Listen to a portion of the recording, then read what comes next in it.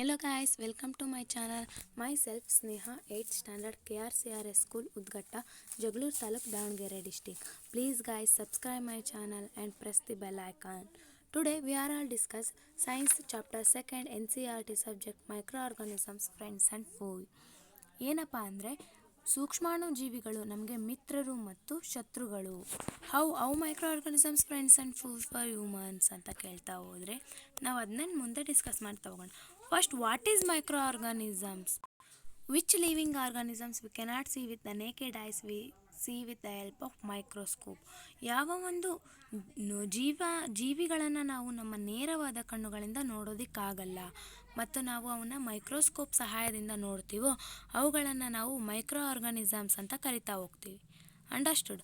Next ಬರೋದು, there are 4 types of microorganisms: bacteria, fungi, protozoa and algae. ಓಕೆನಾ? ಈಗ ನಾವು ಬ್ಯಾಕ್ಟೀರಿಯಾ ಅಂದ್ರೇನು ಅಂತ ತಿಳ್ಕೊಂತ ಹೋಗೋಣ. ನೋಡಿ, ನಿಮ್ಮ ಪಿಕ್ಚರಲ್ಲಿದೆ, this is called bacteria.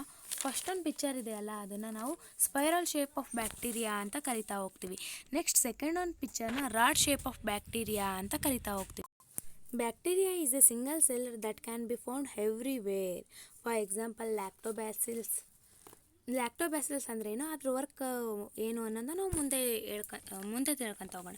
First ಏನಪ್ಪ ಅಂತಂದರೆ spiral shape of bacteria, rod shape of bacteria, ನೀಟಾಗಿ ನೆನ್ಪಿಟ್ಕೊಳ್ಳಿ. ನೆಕ್ಸ್ಟ್ ಬಂದುಬಿಟ್ಟು ಹ್ಯಾಲ್ಗೆ ಗುಡ್ ಎಕ್ಸಾಂಪಲ್ ಅಂದರೆ ನಾವು ನೋಡಿರ್ತೀವಿ, ತುಂಬ ಹತ್ರ ಪಾಚಿ ಕಟ್ಟಿರೋದನ್ನ ನೋಡಿರ್ತೀವಿ. That is called algae. ನಾವು ನೀರನ್ನು ಇಟ್ಟಾಗ ಅದರಲ್ಲೆಲ್ಲ ಗ್ರೀನ್ ಕಲರ್ ಪಾಚಿ ಕಟ್ಟಿರುತ್ತಲ್ಲ, ಅದನ್ನು ನಾವು ಹ್ಯಾಲ್ಗೆ ಅಂತ ಕರಿತಾ ಹೋಗ್ತೀವಿ. Next protozoa is a unicellular organisms. ಏಕಕೋಶ ಜೀವಿಗಳನ್ನು ಯಾವ ಒಂದು ಆರ್ಗಾನಿಸಮ್ಸ್ ಹೊಂದಿರುತ್ತೋ ಅವುಗಳನ್ನು ನಾವು ಪ್ರೋಟೋಜೋ ಅಂತ ಕರಿತಾ ಹೋಗ್ತೀವಿ. ಎಷ್ಟು ಸಿಂಪಲ್ ಇದೆ ಅಲ್ವಾ? ನೆಕ್ಸ್ಟ್ ಫಂಗೈ ಅಂದರೆ ಏನು? ನಾವು ನೋಡಿರ್ತೀವಿ, ಬ್ರೆಡ್ ಮೇಲೆಲ್ಲ ಬೂಸ್ ಬಂದಿರುತ್ತೆ, ವೈಟ್ ಗ್ರೇ ಕಲರಲ್ಲೆಲ್ಲ ಬಂದಿರುತ್ತೆ. ಅದೇ ಫಂಗೈ ಅಲ್ಲಿ ಕೊಟ್ಟಿದ್ದಾರೆ ನೋಡಿ, ಬ್ರೀಡ್ ಮೌಲ್ಡ್, ಪೆನ್ಸಿಲಿಯಮ್, ಆಸ್ಪರ್ಜಿಲಸ್, ಇವೆಲ್ಲ ಕೂಡ ಫಂಗೈ. ಆಯಿತಾ? ನೆಕ್ಸ್ಟ್ ಬರೋದು virus. It is also a micro organisms but it's reproduce inside of a cell is host organisms. Virus ಕೂಡ ಒಂದು ಮೈಕ್ರೋ ಆರ್ಗಾನಿಸಮ್ಸೇ, ಆದರೆ ಇದು inside of a cell means ಜೀವಕೋಶದ ಒಳಗಡೆ ತನ್ನ ಸಂತಾನೋತ್ಪತ್ತಿಯನ್ನು ಮಾಡ್ತಾ ಹೋಗ್ತವೆ. Next, where do micro organisms live? We know micro organisms live all types of environment like inside of human body, plants, animals and food, water, soil ಅಲ್ವಾ? ಮೈಕ್ರೋ ಆರ್ಗಾನಿಸಮ್ಸ್ ಎಲ್ಲವಲ್ಲೂ ಕೂಡ ವಾಸ ಮಾಡುತ್ತೆ. ಅದು ವಾಸ ಮಾಡದೇ ಇರುವಂಥ ಸ್ಥಳನೇ ಇಲ್ಲ. ಎಲ್ಲ ಅಲ್ಲೂ ನಾವು ಊಟ ಮಾಡೋವಂಥ ಫುಡ್ಡಲ್ಲಾಗಿರ್ಬೋದು, ಸಾಯಿಲಲ್ಲಾಗಿರ್ಬೋದು, ಎಲ್ಲದರಲ್ಲೂ ಕೂಡ ಮೈಕ್ರೋ ಆರ್ಗಾನಿಸಮ್ಸ್ ವಾಸ ಮಾಡ್ತಾ ಹೋಗುತ್ತೆ. ಏನೇನು ತಿಳ್ಕೊಂಡ್ವಿ ಅಂದರೆ ಮೈಕ್ರೋ ಆರ್ಗಾನಿಸಮ್ಸ್ ಅಂದರೆ ಏನು, ನಾವು ಯಾವುದ್ರ ಸಹಾಯದಿಂದ ಮೈಕ್ರೋ ಆರ್ಗಾನಿಸಮ್ಸ್ನ ನೋಡ್ಬೋದು, ಮತ್ತು 4 major types of micro organisms ಯಾವ್ಯಾವು, ಮತ್ತು virus micro organisms but it's reproduce only inside of a cell ಅನ್ನೋದನ್ನ ತಿಳ್ಕೊತ ಹೋದ್ವಿ. ನೆಕ್ಸ್ಟ್ ನಾವು ಏನು ತಿಳ್ಕೊಳ್ಳೋಣ, ಮೈಕ್ರೋ ಆರ್ಗಾನಿಸಮ್ಸ್ ಆ್ಯಂಡ್ ಅಂದರೆ ಮೈಕ್ರೋ ಆರ್ಗಾನಿಸಮ್ಸ್ ನಮಗೆ ಯಾವ ರೀತಿ ಸಹಾಯ ಮಾಡುತ್ತೆ ಅನ್ನೋದನ್ನ ತಿಳ್ಕೊತ ಹೋಗೋಣ. Micro organisms play on important role in our life. Micro organisms ಒಂದು ಮುಖ್ಯವಾದ ರೋಲ್ ಮಾಡುತ್ತೆ ನಮ್ಮ ಲೈಫಲ್ಲಿ. ಆಯಿತಾ? ಯಾವ ರೀತಿಯಪ್ಪ ಅಂತಂದರೆ micro organisms are very used for human. ತುಂಬ ಯೂಸ್ ಆಗ್ತಾ ಹೋಗುತ್ತೆ ಮೈಕ್ರೋ ಆರ್ಗಾನಿಸಮ್ಸು. ಯಾವ್ಯಾವುದಕ್ಕೆ ಯೂಸ್ ಆಗ್ತಾ ಹೋಗುತ್ತೆ? This are used in the preparation of curd, bread and cake. These are also used in cleaning up of environment. Okay, and soil fertility, increase the soil fertility. First we discuss making of curd and bread. Microorganisms curd ಮತ್ತು ಬ್ರೆಡ್ಡನ್ನು ಸಹಾಯ ಮಾಡೋದ್ರಲ್ಲಿ ಯಾವ ರೀತಿ ಸಹಾಯ ಮಾಡುತ್ತೆ ಅನ್ನೋದನ್ನ ತಿಳ್ಕೊತಾ ಹೋಗೋಣ. ನೋಡ್ರಿ, ಅಲ್ಲಿ ಪಹಲಿ ಕೇಳ್ತಾ ಇದ್ದಾಳೆ, I saw that my mother added a little curd to warm milk to set curd for the next day, I wonder Y.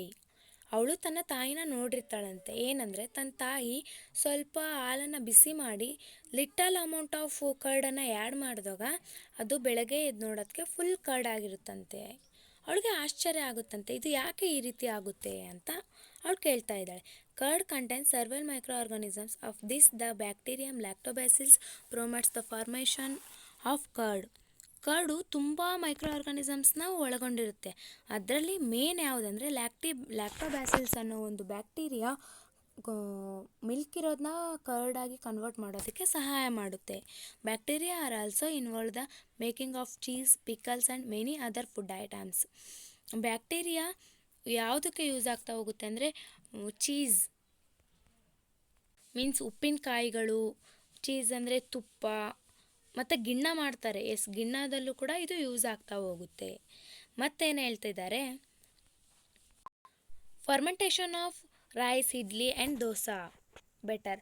ಅಂದರೆ ಅದು ಫರ್ಮೆಂಟೇಷನ್ ಇಡ್ಲಿ ಮತ್ತು ಫಾರ್ ಎಕ್ಸಾಂಪಲ್ ನಾವು ನೋಡ್ಬೋದು, ನಾವೇನಾದರೂ ಅಕ್ಕಿ ನೆನೆಗಾಕಿ ನಾಳೆ ದೋಸೆ ಮಾಡಬೇಕು ಅಂದರೆ ಅಕ್ಕಿನ ನೆನೆಸಿ ರಾತ್ರಿ ಅದನ್ನ ಮಿಕ್ಸಿಗೆ ಹಾಕಿ ಇಟ್ಟಿರ್ತೀವಿ, ಹೌದಾ?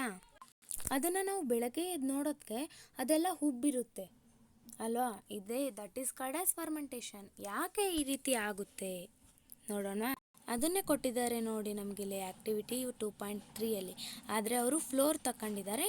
ನಾವು ಈಸಿಯಾಗಿ ಅಕ್ಕಿ ಹೆಂಗಿದ್ರು ದೋಸೆ ಮಾಡೋದಲ್ವಾ, ಹಂಗಾಗಿ ನೋಡ್ಕೊತಾ ಹೋದ್ವಿ.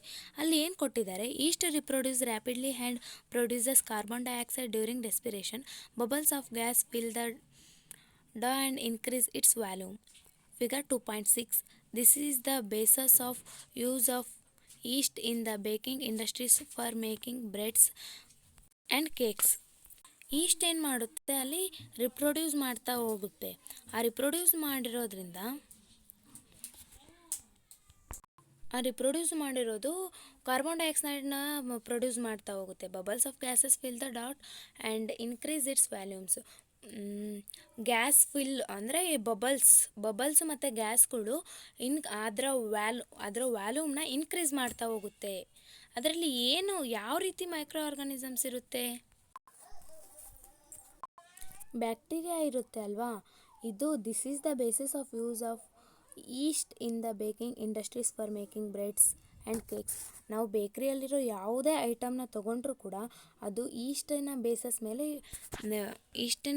ಮೇಲೆ ಅವರು ಇಂಡಸ್ಟ್ರೀಲಿ ಪ್ರೊಡ್ಯೂಸ್ ಮಾಡ್ತಾ ಹೋಗ್ತಾರೆ. ಸಿಂಪಲ್ ಏನಪ್ಪ ಅಂದರೆ, ನಾವು ಏನೇ ಒಂದು ಫುಡ್ ಐಟಮಲ್ಲೂ ಕೂಡ ಮೈಕ್ರೋ ಆರ್ಗಾನಿಸಮ್ಸ್ ಇರುತ್ತೆ ಅಂತ ಇವರು ಹೇಳ್ತಾ ಇದ್ದಾರೆ. Next, commercial uses of microorganisms. Chemical uses of microorganisms are used for large-scale production of alcohol, wine, and acetic acid. Yeast is used for chemical production of alcohol and wine. ಆಲ್ಕೋಹಾಲ್ನ large amount of alcohol, wine, acetic ಆ್ಯಸಿಡ್ನ use ಮಾಡ್ತೀವಿ. ನಾವು alcohol, wine ಮತ್ತು acetic ಆ್ಯಸಿಡ್ನ ಮಾಡೋದಕ್ಕೂ ಕೂಡ micro organisms use ಆಗ್ತಾ ಹೋಗ್ತವೆ ಅಂತ ಇಲ್ಲಿ ಹೇಳ್ತಾ ಇದ್ದಾರೆ. ಇದಕ್ಕೆ ಈಸ್ಟ್ ಸಹಾಯ ಮಾಡ್ತಾ ಹೋಗುತ್ತೆ. ನಾವು ಈಸ್ಟ್ನ ಯಾವುದ್ರ ಮೂಲಕ ತಗೊಳ್ತೀವಿ ಅಂದರೆ, natural sugars present in the grains like barley, wheat, rice, crushed fruit juices. ಈಸ್ಟ್ನ ಪ್ರೊಡ್ಯೂಸ್ ಮಾಡೋದಕ್ಕೆ ನಾವು ಗ್ರೇನ್ಸ್ನ ತಗೊಳ್ತಾ ಹೋಗ್ತೀವಿ. ಕಾಳುಗಳು, ಬಾರ್ಲೆ ಮತ್ತು ಗೋಧಿ, ಅಕ್ಕಿಗಳ ಸಹಾಯದಿಂದ ಈಸ್ಟ್ನ ಪ್ರೊಡ್ಯೂಸ್ ಮಾಡಿಕೊಂಡು ಈಸ್ಟಿಂದ ನಾವು ಆಲ್ಕೋಹಾಲ್, ಆಸಿಟಿಕ್ ಆ್ಯಸಿಡ್ನ ಮಾಡ್ತಾ ಹೋಗ್ತೀವಿ ಅಂತ ಹೇಳ್ತಾ ಇದ್ದಾರೆ. Next, what is fermentation? This is the smell of alcohol as sugar has been converted into alcohol by yeast. This process of conversion of sugar into alcohol is known as fermentation. Sugar ಇದ್ದದನ್ನೇ alcohol ಆಗಿ convert ಮಾಡೋ ಅಂಥದ್ದನ್ನ fermentation ಅಂತ ಕರಿತಾ ಹೋಗ್ತಾರೆ. ಇದನ್ನು ಮೊದಲವರೆಗೆ discovered ಮಾಡಿದ್ದು ಲೂಯಿಸ್ ಪ್ಯಾಶ್ಚರ್ ಇನ್ 1857 ಅವರು ಲೂಯಿಸ್ ಪ್ಯಾಶ್ಚರ್ ಅನ್ನೋರು ಫರ್ಮೆಂಟೇಷನ್ನ ಡಿಸ್ಕವರ್ ಮಾಡ್ತಾ ಹೋಗ್ತಾರೆ. ನೆಕ್ಸ್ಟ್, ನಾವಿಲ್ಲಿ ಮೈಕ್ರೋ ಆರ್ಗಾನಿಸಮ್ಸ್ ಯಾವ್ಯಾವ ರೀತಿ ಯೂಸ್ ಆಗ್ತಾ ಹೋಯ್ತು ಅಂದರೆ, microorganisms are used to making a curd, bread and used to commercial uses of microorganisms. Next, medicinal uses of micro ಆರ್ಗಾನಿಸಮ್ಸ್ಗೆ ಬರ್ತಾ ಹೋದರೆ, ಯಾವ ರೀತಿ ಮೆಡಿಸಿನಲ್ಲಿ ಮೈಕ್ರೋ ಆರ್ಗಾನಿಸಮ್ಸ್ ನಮಗೆ ಸಹಾಯ ಮಾಡುತ್ತೆ ಅಂತ. Whenever you fall ill the doctor may give some antibiotics, tablets, capsules or injections such as of penicillin. The source of these medicines is microorganisms. These medicines kill or stop the growth of the diseases causing microorganisms. Such medicines are called antibiotics. These days a number of antibiotics are being produced from bacteria and fungi. ನಾವು ಯಾವಾಗನ ಆಗಲಿ doctor ಹತ್ರ ಹೋದಾಗ ನಮಗೆ ಏನಾದರೂ ಆಗಿದ್ರೆ ಅವರು ನಮಗೆ ಆ್ಯಂಟಿಬಯೋಟಿಕ್ಸ್ನ ಕೊಡ್ತಾ ಹೋಗ್ತಾರೆ. ಯಾಕಂದರೆ ಆ್ಯಂಟಿಬಯೋಟಿಕ್ಸು ಬ್ಯಾಕ್ಟೀರಿಯಾ ವಿರುದ್ಧ ಹೋರಾಡ್ತಾ ಹೋಗುತ್ತೆ.